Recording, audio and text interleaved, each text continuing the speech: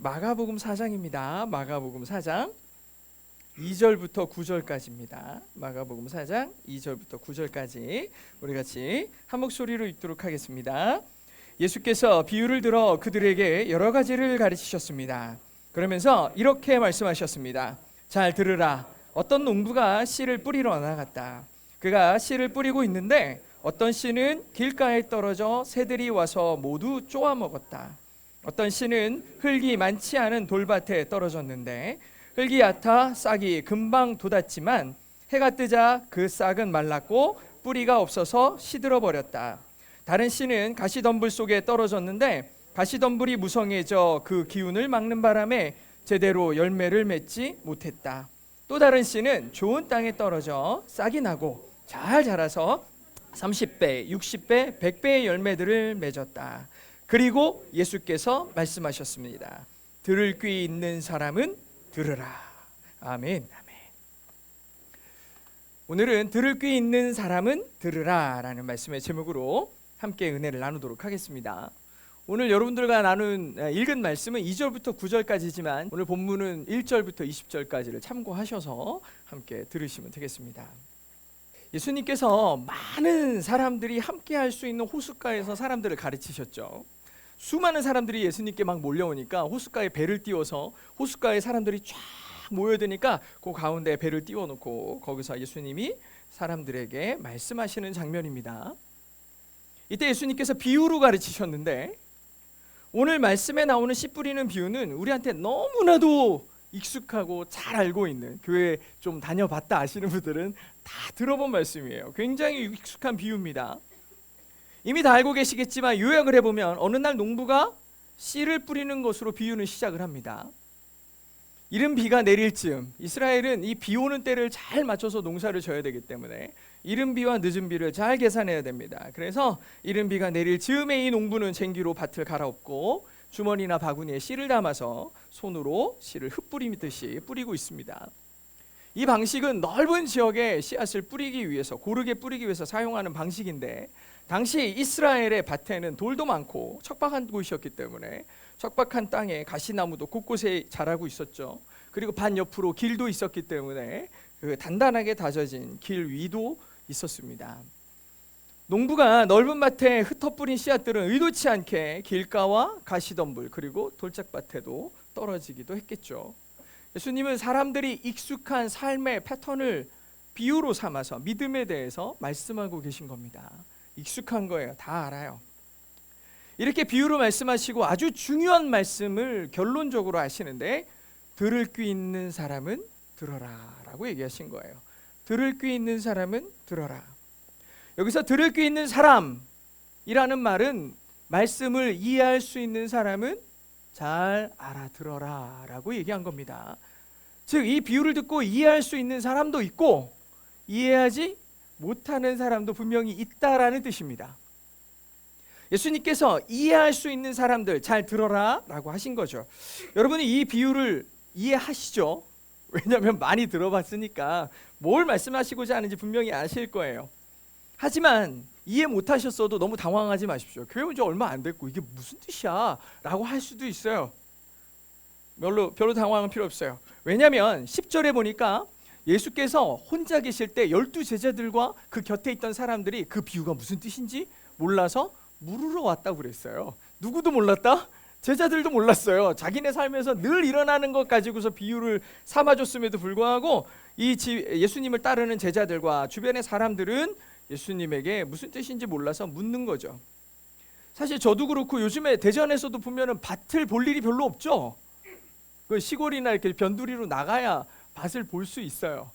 밭에서 씨를 뿌리는 장면도 거의 볼 일이 없어요. 요즘에 씨를 이렇게 뿌리는 사람이 어디 있어요? 다 이렇게 구멍 뚫어가지고 이렇게 정확하게 심죠. 그러니까 이렇게 뿌릴 일도 별로 없고요. 그러니 이 비유의 의미를 깨닫는 것이 사실 쉽지 않을 수 있어요. 왜 아무데나 그렇게 씨를 뿌려? 이럴 수 있잖아요. 그죠? 우리 잘 심는데 이렇게 생각할 수도 있어요. 그래서 이 얘기를 이해하는 것이 쉽지 않을 수도 있어요. 제자들이 비유를 이해할 수 없다며 의미를 물어보니까 예수님께서 비유의 뜻을 말씀하시거든요. 이게 이런 뜻이야 라고 말씀해 주시는데 이 설명을 해 주시기 전에 좀 의아한 얘기를 조금 의아한 얘기를 먼저 해주세요. 11절과 12절에 보니까 이런 말씀이 나옵니다. 같이 한번 읽어볼게요. 시작. 예수께서 대답하셨습니다. 너희에게는 하나님 나라의 비밀을 아는 것이 허락됐으나 다른 사람에게는 모든 것이 비유로 말한다. 이것은 그들이 보기는 보아도 알지 못하고 듣기는 들어도 깨닫지 못하게 해 그들이 돌아와서 용서를 받지 못하게 하시려는 것이다 라고 되어 있는 거예요. 예수님께서 제자들에게 너희에게는 하나님의 나라의 비밀을 아는 게 허락이 됐다 그랬어요. 누구를 통해? 예수님을 통해서 이 비유를 알게 되는 거죠. 알게 하셨어요. 근데 다른 사람들은 다 비유로밖에 듣지 못한다고 하시더니 12절이 시작되는데 좀 신기하게 저기 보면은 작은 따옴표가 있어요. 인용부호가 들어갔습니다. 이건 예수님이 그냥 생각해서 하신 말씀이 아니라 어디선가 인용해 왔어요. 이거를 옛날 성경에는 각주를 달거든요. 요 말이 어디서 왔다 해가지고 밑에다가 어디서 왔다고 써놓는데 어디서 왔다고 써있냐면 이사야서 6장 9절에서 10절에 있는 말씀을 가져왔다라고 성경이 기록하고 있어요. 각주를 달아놨어요. 이사야서 6장 9절과 10절의 내용은 이렇습니다. 여기도 같이 한번 읽어보겠습니다. 시작. 그분이 말씀하셨다. 너는 가서 이 백성에게 말하여라. 듣기는 들어도 너희는 깨닫지 못할 것이다. 보기는 보아도 너희는 알지 못할 것이다. 이 백성들의 마음을 둔하게 하고 귀를 어둡게 하고 눈을 감기게 하여라. 그들이 눈으로 보고 귀로 듣고 마음으로 깨닫고 돌아와 치료를 받을까 걱정이다 라고 하시는 거예요. 아니 이 말씀을 잘 보니까 이 말씀은 누가 누구에게 하신 말씀이냐? 하나님께서 이사야라는 선지자를 불러가지고 사명을 명령하시는 장면이에요. 근데 선지자를 부르시면서 주시는 사명이 좀 이상하지 않습니까? 너는 이 백성에게 가서 말해. 근데 네가 아무리 말해도 저 사람들 못 알아들을 거야. 말해도 못 알아들을 거야 라고 얘기해 주시는 거예요. 봐도 알지 못할 거야. 더 나아가서 12절로 가니까 이 백성들은 들어도 못 알아들을 텐데 이 백성이 마음이 둔해지고 귀가 어두워지고 눈을 감기게 하라고 말씀하신 거예요. 아니 지금 눈을 떠도 모질할 판이고 마음이 각성이 돼도 모질할 판인데 그들 눈을 감기게 해라. 귀를 어둡게 해라. 마음을 둔하게 해라 라고 하나님이 선지자에게 명령하시는 거예요. 혹여라도 왜 이렇게 말씀하셨냐면 혹여라도 이 사람들이 깨닫고 돌아와서 치료를 받을까 걱정이 된다고 하시는 거예요. 아니 선지자를 지금 세우셨잖아요. 선지자를 세우셨어요. 사명을 주시는 거예요. 백성들이 주께로 돌아오기를 소망하는 마음으로 선지자를 세우시는 거 아닙니까? 그런데 선지자를 세우시면서 하시는 말씀이 혹시라도 얘네들이 하나님께 돌아올까 봐, 그래서 얘네들이 나을까 봐 걱정된다. 그리고 이 말씀을 이상하고 좀 이해 안 되는 이 말씀을 누가 인용하셨냐? 예수님이 인용하신 거예요. 예수님이 인용하십니다.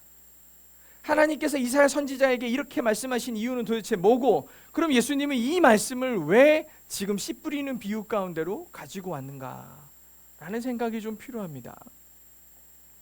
하나님께서 이사야 선지자를 부르실 당시에 이스라엘은 이미 영적 상태가 극도로 폐악했어요. 진짜 악했어요. 이미 하나님의 말씀은 귓등으로도 듣지 않았고 우상 숭배와 불순종의 깊은 늪에 이미 빠져 있었어요. 이런 상태의 백성들에게 이전까지는 하나님께서 선지자를 계속 주기적으로 보내시고 사람들이 원하는 것들 들어주세요. 왕을 세워요. 왕도 세워주시고 하나님을 바라볼 수 있도록 사사와 선지자들을 세우죠. 하지만 악한 백성들은 결코 주님께로 돌아오지 않고 있었습니다. 않고 있었어요. 저희가 작년에 성경을 통독해봐서 내용을 대략 아시겠지만 끊임없이 이스라엘은 하나님의 말씀 앞에 불순종합니다. 이 악한 백성들, 돌아오지 않는 백성들을 향해 하나님께서는 이사야를 통해서 그들을 그냥 내버려 두라고 하신 거예요. 내버려 둬라. 왜 이게 내버려 두라는 뜻입니까? 그들의 눈을 가리고 마음을 둔하게 하고 귀로 듣지 못하게 하는 것이 왜 그냥 두는 것입니까? 사람은 그들의 본성대로 살면 날로 타락합니다. 더 악해지게 되어 있어요. 오늘 10절의 말씀처럼 마음을 둔하게 하고 귀를 어둡게 하고 눈을 감기게 하는 상태, 이 말씀은 이사야에게 사람들에게 쫓아다니면서 그 귀를 틀어 막고 마음을 악하게 만들고 귀를 눈을 가려버리라고 말씀하시는 게 아니에요. 그냥 두라는 뜻이에요. 지금도 비슷한 시대 같지 않습니까? 수많은 젊은이들, 많은 성도들이 교회를 떠납니다. 그럼 우리는 어떻게 하냐?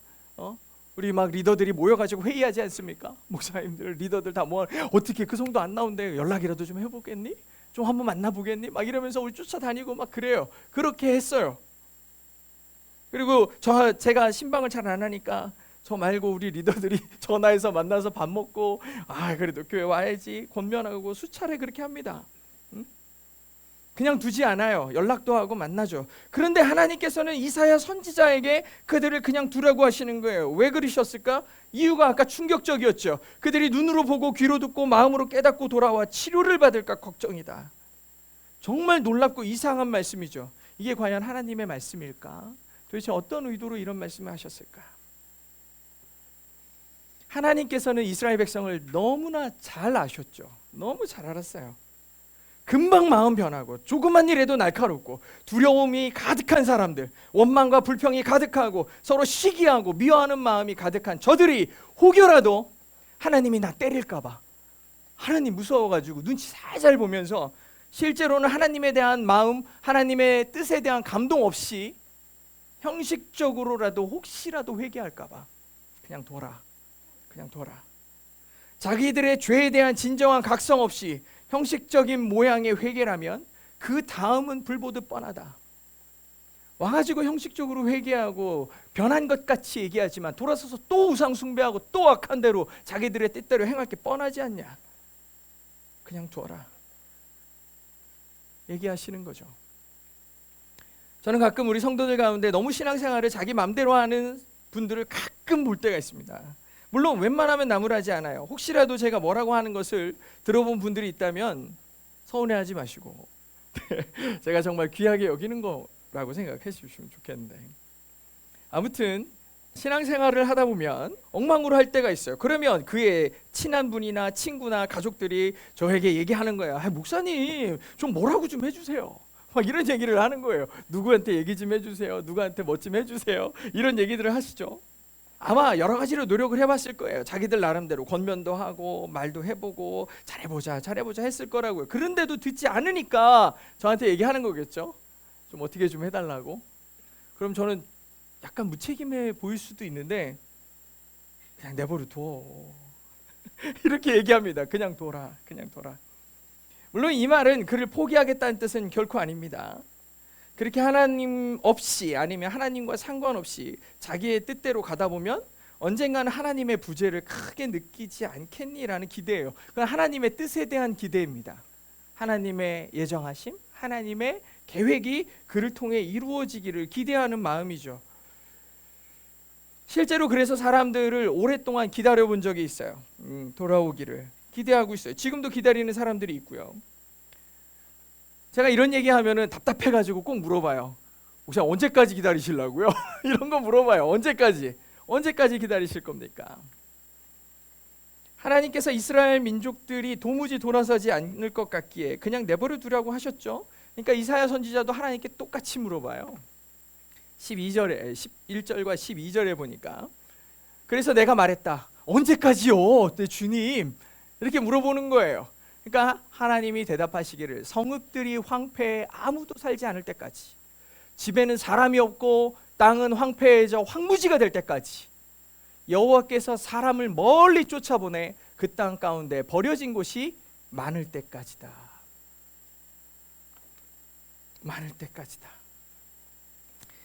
하나님께서는 이 땅이 완전히 황폐해지기까지 내버려 두라고 하신 겁니다. 정말 두려운 말씀이죠. 실제로 이스라엘은 주변의 열강들에 의해서 갈기갈기 찢어지기 시작해요. 모든 민족이 다 사라져요. 어느 순간에 역사 속에서 이스라엘은 사라져버릴 것 같았어요. 백성들은 점령군들의 포로로 다 끌려가요. 마침내 바벨론의 포로로 끌려가면서 이스라엘은 완전히 황폐해지고 이 존재가 있는지도 모를 정도가 돼버리기 시작했죠. 근데 이사야를 향한 하나님의 말씀이 여기서 끝났으면 이스라엘은 엄청 절망적이겠죠. 그럼 이렇게 끝나는 거야? 사라져버리는 거야? 근데 13절이 있어요. 13절에 뭐라고 그러시냐? 같이 한번 읽어보겠습니다. 시작. 만약 사람의 10분의 1이 그 땅에 남아 회개할지라도 그들마저 밤나무와 상수리나무처럼 불에 타게 될 거다. 그러나 그 나무들이 쓰러질 때 그루터기는 남아 있듯이 거룩한 씨가 남아서 그 땅에 그루터기가 될 것이다. 아멘. 하나님은 그 땅에 나무 한 그루, 그래도 거기 한 그루 살아있으니까 다시 수풀이 무성해지겠죠? 소망이 있겠죠? 라는 기대를 무참하게 예수님은 꺾으시죠. 아니, 그 남은 한 그루까지도 다 불타서 황폐해질 거야 라고 단언하십니다. 그런데 그때 그렇게 불탄 나무에 그루터기가 있다라고 말씀하시는 거죠. 땅속에 깊이 뿌리 박힌 그 그루터기처럼 이 땅에 그루터기가 거룩한 씨가 되어서 남아있을 거다라고 말씀하시는 거예요.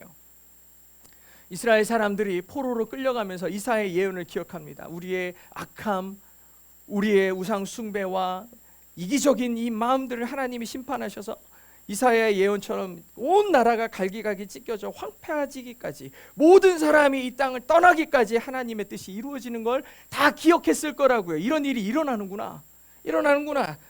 성전이 무너지고 온 백성이 고통받을 때 그들은 불타 황폐해진다는 하나님의 말씀을 기억하고 비참한 포로가 되어 끌려가기 시작했죠. 그렇게 포로 생활을 하던 중 갑자기 페르시아 마사의 왕 고레스가 갑자기 칙령을 내려서 이스라엘 사람들 헤쳐모여 너희 고향 가서 너희의 성전을 쌓아라, 너희 땅을 회복시켜라 라고 명령을 내리는 거예요.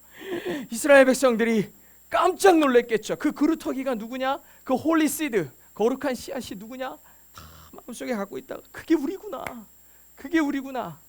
하나님의 뜻이 이렇게 이루어지는구나 라는 생각에 그 사람들이 자기네 나라로 돌아가 다시 말씀을 읽으며 눈물을 흘리고 자기들이 그루터기가 되어 다시 이스라엘을 세웁니다. 얼마나 감사했겠냐고요. 그렇게 세워진 나라가 지금 예수님의 시대까지 쭉 이어오고 있었던 거예요. 처음 하나님이 이 땅을 회복시키실 때 이스라엘 사람들이 얼마나 감격했겠냐고요. 얼마나 행복했겠냐고. 하나님의 뜻이 이루어지는구나, 이 감격이 있었을 거라고요. 그런데 시간이 지날수록 무슨 일이 일어나냐? 이 사람들이 교만해지기 시작한 거예요. 오직 자기들만이 하나님의 택한 백성이고 하나님의 나라가 임한다면 그 나라는 우리 거야, 우리만 그 나라의 주인이 될 수 있는 거고 우리만 하나님이 택하신 사람들이지, 자기들은 당연한 듯이 아무것도 하지 않아도 내가 하나님의 택한 백성이기에 당연히 구원받는다라는 생각을 하고 있었던 거예요. 근데 갑자기 예수님이라는 분이 오시더니 그렇게 당연한 듯이 주어지는 거 아니야 라고 얘기하시는 거예요. 하나님의 나라가 가까웠으니 회개하고 복음을 믿어 하나님의 나라를 기다리는 자가 되라고 얘기하시는 거예요. 아니, 나는 당연히 천국이 내 건데, 그러니까 자기를 불편하게 막 얘기하는 예수님이 너무 불편해지기 시작하는 거예요. 제가 누군데? 이 사람들이 충격을 받았어요. 더욱 충격을 받은 건 오늘 말씀 때문이에요. 자기들이 하나님의 택한 백성임을 선명하게 선포하고 있는 말이 이 이사야서의 말씀인데 예수님이 갑자기 이 말씀을 가져오신 거예요. 자기는 이 말씀 때문에 당연히 홀리시드이고 자기네들이 그루터기가 돼서 이 나라를 세웠다라고 이 프라이드와 자부심으로 넘쳐나는 사람들에게 그게 너인 줄 아냐? 라는 얘기를 하시는 거예요. 그게 너희들 얘기하는 줄 알아? 이렇게 얘기하시면서 당연한 듯한 자격을 갖고 있다고 생각했는데 그 자격이 완전히 박탈되는 경험을 똑같은 말씀으로 예수님이 지금 해주시는 거예요. 내가 이 이야기를 해석해 주기 전에 너희들 꼭 기억해야 될 게 있다. 이 말씀을 들을 귀 있는 자가 들어야 되는데 너희들이 들을 귀 있는 자냐? 라고 묻는 거예요. 아니, 이미 자기는 하나님의 나라가 내 거라고 생각하는 사람에게 이런 말씀이 무슨 의미가 있겠냐고요. 그러니까 일단 들을 귀가 없는 사람들이 이 말을 들으면 안 되니까 겸손하게 이 말씀을 들으라고 얘기하시는 거죠. 예수님의 말씀을 잘 들어보면 농부의 씨는 좋고 나쁨이 없습니다. 모두 똑같은 씨였어요. 하지만 그 씨가 떨어진 곳에 따라 전혀 다른 결과가 나옵니다. 여러분도 모두 아는 것처럼 길가에 떨어진 씨는 새들이 먹어버립니다. 씨가 떨어졌지만 심겨지지 않으니까, 땅이 단단하고 사람들이 다져놨기 때문에 심어지지가 않으니까 새의 먹이가 돼버리죠. 이 말씀에 대해서 예수님은 15절에서 이렇게 설명하세요. 같이 읽겠습니다. 시작. 말씀이 길가에 뿌려졌다는 것은 이런 사람을 두고 하는 말이다. 그들은 말씀을 듣기는 하지만 곧 사탄이 와서 그들 안에 뿌려진 말씀을 가로채간다 라고 돼 있어요. 말씀에 대해서 즉각적으로 반응해. 오늘 말씀 너무 좋았어요. 오늘 말씀이 참 내 얘기구나 생각하지만 그 말씀을 그렇게 알기만 하지 순종함으로 따르지 않는 순간 그 말씀은 말씀이고 삶은 삶이지 않은 순간 새가 날아와서 탁 좋아서 날아가 버리는 거예요. 가만두지 않아요. 사탄이 어떻게 은혜 받을 순간을 기다려주겠냐고요. 사탄이 은혜를 못 받게 해야 되는데 말씀이 좋았어 적용이 안 되는 순간 다 사라져요. 모든 삶의 순간에 하나님의 뜻대로 행하기를 주저하잖아요. 그 찰나의 순간에 하나님의 뜻보다 세상의 방법으로 따라가는 사람들이 얼마나 많은지 몰라요. 말씀을 들었지만 저 문을 열고 나가는 순간 현실의 문제 앞에서 하나님의 방법 아니라 내가 생각하는 선함으로 따라가는 사람들이 수두룩하다는 거예요. 마치 새가 길가의 씨를 먹어버리듯이 주저하는 사람의 마음에서 하나님의 말씀을 순식간에 해치워버립니다. 이어서 흙이 많지 않은 돌밭에 뿌려진 씨라 그랬어요. 이 씨는 싹을 틔우는 것 같은데 뿌리가 약해서 금방 시들어버린다고 되어 있었어요. 그리고 이에 대해서 예수님은 16절과 17절에 이렇게 설명하십니다. 같이 읽겠습니다. 시작. 이와 마찬가지로 말씀이 돌밭에 떨어졌다는 것은 이런 사람을 두고 하는 말이다. 그들은 말씀을 듣고 기뻐하며 즉시 받아들이지만 뿌리가 없어서 오래가지 못하고 그 말씀 때문에 고난이나 핍박이 오면 곧 넘어진다. 말씀을 듣거나 찬양을 하면서 크게 감격하는 사람들이 있어요. 왠지 은혜를 좀 받은 것 같아요. 수련회 한번 갔다 오면 그래도 유효기간이 한 달은 가지 않나요? 선교 갔다 오고 나면 한 달 정도는 막 뜨거운 마음이 막 일지 않나요? 그래서 왠지 뿌리가 내려지는 것 같아요. 수련회 선교 갔다 오고 나면 잠깐은 은혜로 충만한 것처럼 보이죠. 하지만 그 뿌리가 약하면 작은 고난과 핍박에 넘어진다는 거예요. 그래서 은혜의 자리를 경험한 다음의 순간이 진짜 중요해요. 저희가 선교를 간다 그러면은 여러분 뭐 많이 참여해 보셨지만 3-4달 전부터 저희는 이미 말씀으로 계속 같이 함께 나누고 같이 함께 신앙적으로 견고해지기 시작하죠. 매주 교제예요. 이건 뭐 하는 거냐? 토양을 만드는 거예요. 뿌리를 내릴 수 있는 깊은 뿌리를 내릴 수 있도록 토양을 만드는 거예요. 그것이 없으면 힘든 선교의 현장에 가보잖아요. 사소한 말 한마디, 그 눈빛 하나, 행동 하나에 금방 시험 들어요. 왜 나 저렇게 쳐다봐? 왜 나한테 그렇게 얘기해? 금방 시험에 들어요. 그래가지고 흔들리고 넘어지는 사람들이 수두룩해요. 교회에서도 남들에게 잘 보이는 자리, 높여지는 자리, 노는 자리, 좋아 보이는 자리에 참여하는 건 좋아하지만 조금이라도 나를 희생해야 되거나 힘들거나 불편한 자리에는 금방 발을 빼는 사람들이 있어요. 세상에서도 보면 먹고 놀기만 하지 치우고 정리하는 거 게으른 사람들 어디에나 있잖아요. 조금도 불편하지 않으려고 하는 사람들이 수두룩해요. 예수 믿으면 복 받습니다 그러면 아멘 외치면서 그러기 위해 십자가를 져야 됩니다 하면 입 꾹 다물고 있는 사람들이 있어요. 입 꾹 다물어요. 교회에서 좋은 것들 누리기는 적극적이지만 함께 물질적으로나 또는 행동의 삶의 헌신을 통해서 함께 해야 됩니다라고 얘기하면 귀 기울이지 않아요. 교회에 대한 깊은 공감과 사랑의 뿌리가 전혀 내려지지 않았기 때문에 이런 일이 자꾸 일어납니다. 또 하나 가시덤불 속에 떨어진 씨도 있어요. 이에 대한 예수님의 설명은 이렇습니다. 같이 한번 또 읽어보겠습니다. 시작.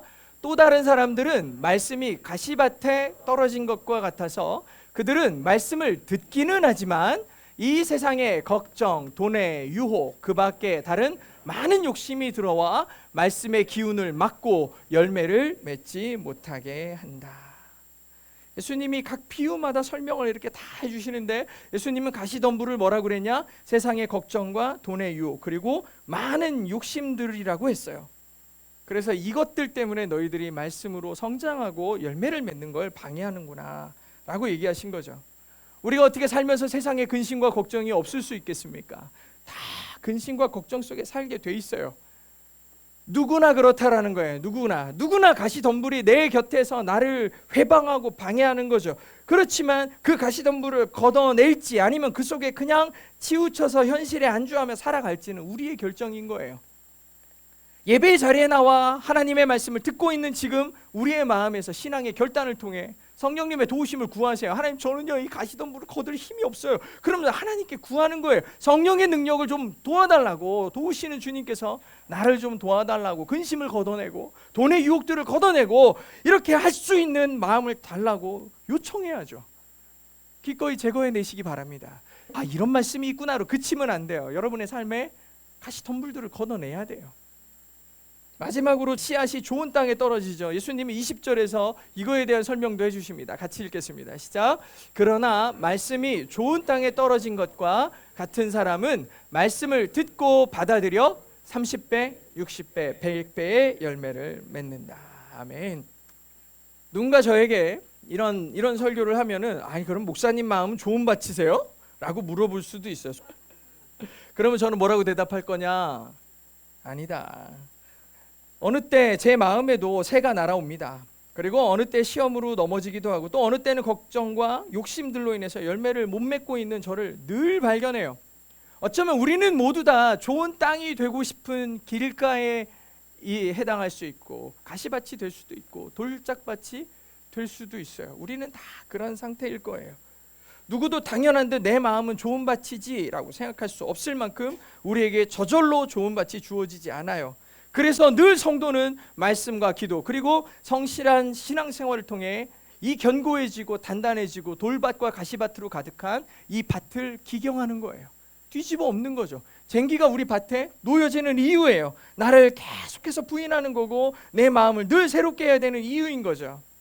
어떤 분들은 자기가 신앙의 자세가 다른 사람들보다 좀 나은 것 같다고 얘기하기도 합니다. 착각해요. 에이 나는 그래도 말씀 들으면 며칠은 가더라. 에? 나는 길가는 아니다. 그래도 길가는 너는 길가지 이렇게 얘기하면서 자기가 좀 나은 줄 알아요. 야 나는 그래도 뭐 돈 문제 내가 요즘 좀 어렵잖아. 내가 관계 요거 조금 어렵잖아. 내가 하는 거 조금 안 되잖아. 나 그것 때문에 힘들지. 다른 거 뭐 수련회 갔다 오고 이러면 나 은혜 오래 간다. 막 이렇게 얘기하면서 자기는 그래도 돌짝밭은 아니지 하면서 다른 사람보다 조금은 낫다고 얘기하는 사람들이 있어요. 근데 예수님이 말하고자 하시는 포인트가 뭡니까? 열매를 맺었느냐 맺지 않았느냐예요.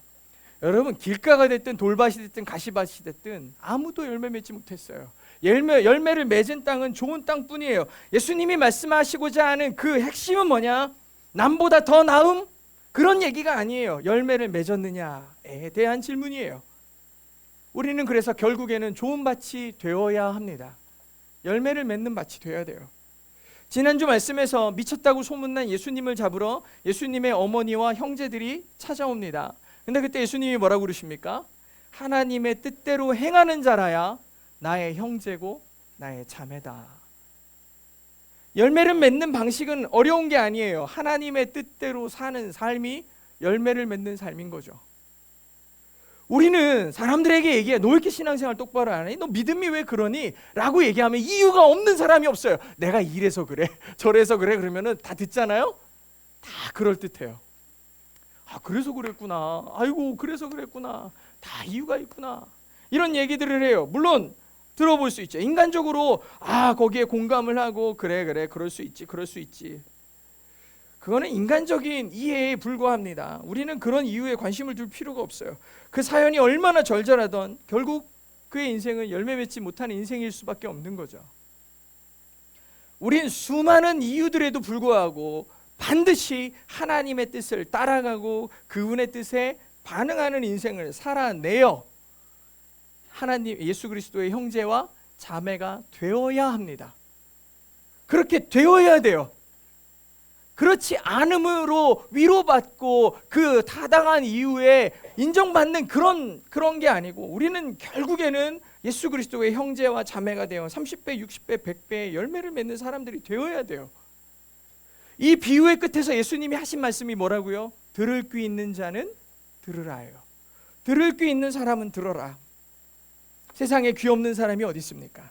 이것은 신체적 장애에 대한 말씀이 아니에요. 그럼에도 불구하고 들을 귀 없는 사람이 있기 때문에 이렇게 얘기하신 거예요. 이런 사람이 누굴까요? 예수님의 말씀이 자기랑 상관없다고 생각하는 사람일 겁니다. 그러니까 말씀을 안 따르는 거예요. 이렇게 예배의 자리에 나와서 설교를 딱 들으면 지식으로는 충만하지만 그를 따르지 않으면 예수님의 말씀이 나랑 상관없는 사람이에요. 호숫가에 예수님의 말씀을 듣는 수많은 사람들 가운데 나는 이미 택한 백성이기에 저런 말씀은 나하고 상관없는 말씀이구나 하고서 귀를 닫고 눈을 가리고 마음을 둔하게 하는 사람들이 분명히 있다는 거예요. 지금도 설교를 듣고 있지만 뭐 내 얘기는 아니네 라고 생각하는 사람들이 있어요. 그러니까 변화가 안 되는 거예요. 이번에 선교를 11명이 갔다 왔습니다. 11명이 선교를 다녀왔어요. 모두 마음에 씨가 뿌려졌겠죠. 물론 그것을 바로 할 수는 없어요. 그 바로 다음의 순간에는 기분이 좋거든요. 뭔가 되게 뿌듯하거든요. 좋은 것 같거든. 그러니 바로는 알 수 없어요. 하지만 시간이 지나 보면 보이기 시작해요. 그 씨가 길가에 뿌려졌는지, 돌밭에 뿌려졌는지, 가시밭에 뿌려졌는지, 아니면 좋은 밭에 심겨졌는지 알 수 있게 되는 거예요. 누군가는 선교를 통해 보여주신 하나님의 마음을 따르기로 작정하고 날마다 말씀과 기도로 주의 길로 가려고 무척이나 애쓸 겁니다. 날마다 좋은 땅이 되기 위해 기경하고 노력할 거라는 거죠. 하지만 누군가는 선교 기간 동안에, 아니면 그 전에 준비하는 기간 동안에 서운하고 불편했던, 그리고 선교 때문에 흐트러진 자기의 일상을 곱씹으며 오히려 은혜를 까먹는 사람도 분명히 있을 거예요. 저는 우리 선교팀들이 한 사람도 빠짐없이 이런 악한 마음을 완전히 갈아엎어버리고 결국에 좋은 밭이 되어 삶의 모든 순간이 하나님과 함께하는 그 삶이 되어 열매 맺기를 소망합니다. 그리고 우리 사랑하는 성도 여러분들, 그리고 매주 이렇게 주님 앞에 나와 예배하는 성도들의 삶 가운데도 그냥 형식적으로 나와서 여기에 30-40분 설교 듣는 걸로 충분하다라고 얘기하는 것 아니라 오히려 이것이 삶의 동력이 되어서 날마다를 살아낼 힘이 되었으면 좋겠다라는 거예요. 아까 전에 누군가가 저한테 목사님은 좋은 밭입니까? 라고 물어볼 수 있는 담대한 성도가 있다면 저도 굉장히 두려운 마음이 드는 거예요. 매일 두려워요. 제가 오늘 이렇게 말씀을 준비하면, 저는 오늘 말씀을 쓰면서도 굉장히 마음에 두려움이 있었어요. 떨려요. 도대체 내가 뭐라고 이런 말씀을 전할 수 있지? 예전에 자존감도 약하고 그럴 때 그런 말 물어보면 감히 네 목사한테 그런 걸 질문하냐고 막 이렇게 막 하고, 아무리 사모님이어도 감히 남편한테 뭐 이렇게 얘기하고 막 얘기할 정도였어요. 이거 얼마나 그랬는지. 근데 요즘에 물어보면 그래 나도 안 된다 얘기합니다. 분명히 얘기해요. 내가 뭐라고 이런 말씀을 전하는가? 내가 지금 예배하는 성도들 저 어린 우리 다운이보다 내가 나은 것이 뭐가 있어서 이 말씀을 전할 자격을 얻었는가? 난 진심으로 성도를 사랑함으로 이 말씀을 하고 있는가? 혹시라도 누구 들으라고 너가 이거 들어야 돼. 방송으로 지금 안 나와가지고 집안에서 듣고 있는 사람 너가 들어야 돼. 이런 얘기하는 게 아니라고요. 이런 얘기하는 게 아니라고. 응? 내가 저들을 진짜 사랑하는가? 방송을 통해 인터넷을 통해 전해지는 말씀을 듣고 있는 사람들을 진짜 갈급함과 주님의 마음으로 지금 이 말씀을 전하고 있는가? 그래서 마음이 두려운 거예요. 그렇지도 않으면서 누구 마음 불편하게 하고 시험에 들게 하려고 이런 말을 하는가? 그런 마음이 저를 온전히 감쌌다면 저는 설교를 못하겠죠.